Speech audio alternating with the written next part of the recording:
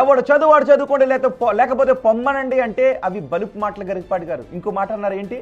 పిల్లి పడదా ఎలక పడదా, చేసేవాడు ఒళ్ళు దగ్గర పెట్టుకోకపోతే, రెస్పాన్సిబుల్ బాధ్యత కలిగినటువంటి అధికారులు ఒళ్ళు దగ్గర పెట్టుకోకపోతే బల్లి పడుతుంది పిల్లి పడుతుంది, బల్లి పడుతుంది పిల్లి పడుతుంది. ఒళ్ళు దగ్గర పెట్టుకొని చేయకపోతే బాధ్యత గల వాళ్ళు గరికపాటి గారు. మన దేశంలో ఇంకా పేదలు ఉన్నారు. మీకు తెలీదా గరికపాటి గారు? సరైన ప్రోటీన్ అందకపోతే పిల్లల ఎదుగుదల ఆగిపోతుంది గరికపాటి గారు. సరైన పౌష్టికాహారం లేకపోతే పిల్లల మానసిక ఎదుగుదల ఆగిపోతుంది గరికపాటి గారు. అందుకే గుడ్డు పెడతారు గరికపాటి గారు. ఆ విషయం తెలీదా మీకు? గరికపాటి గారు ఇంకో విషయం చెప్పనా?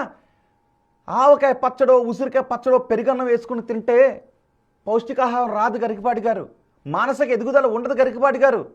మరి ఇవన్నీ తెలియకుండా మీరు ప్రవచనాలు చెప్తారు. ప్రవచనాలు చెప్పే మీకు సామాజిక స్పృహ లేకపోవడం బాధాకరం గరికపాటి గారు.